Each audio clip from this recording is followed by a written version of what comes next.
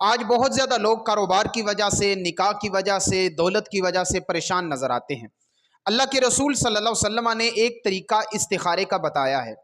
اگر آپ استخارہ کریں گے تو یقیناً آپ کا معاملہ 100% حل ہو جائے گا۔ استخارے کے 2 رکعت نماز نفل پڑھ لو، اور جو معاملہ کاروبار کا ہے، تجارت کا ہے، دکان کا مسئلہ ہے، نکاح کا مسئلہ ہے یا دولت کا مسئلہ ہے، وہ اپنے ذہن میں رکھو۔ 2 رکعت نماز نفل پڑھو، نفل پڑھنے کے بعد سلام پھیرو۔ اللہ کے محبوب صلی اللہ علیہ وسلم نے ایک دعا بتائی ہے، یہ دعا جو آپ دیکھ رہے ہیں، یہ دعا پڑھیے۔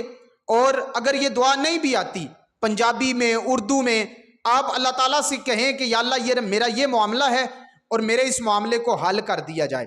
آپ یہ عمل کریں گے، یقیناً آپ کو اللہ تعالیٰ آپ کے دل میں ایسی بات ڈال دے گا کہ آپ کا وہ معاملہ حل ہو جائے گا۔ اس کا بہترین وقت کیا ہے؟ رات سونے سے پہلے اگر آپ استخارہ کر کے سوتے ہیں تو یقیناً خواب کے ذریعے یا کسی اور وجہ سے آپ کو یہ خبر ہو جائے گی کہ آپ کے لیے کون سا کام بہتر ہے۔ اگر ایک دن میں نہ ہو تو 7 دن لگاتار آپ 2 رکعت نماز نفل استخارہ کا دعا پڑھ کے سو جائیں، انشاءاللہ آپ کا معاملہ ضرور حل ہو جائے گا۔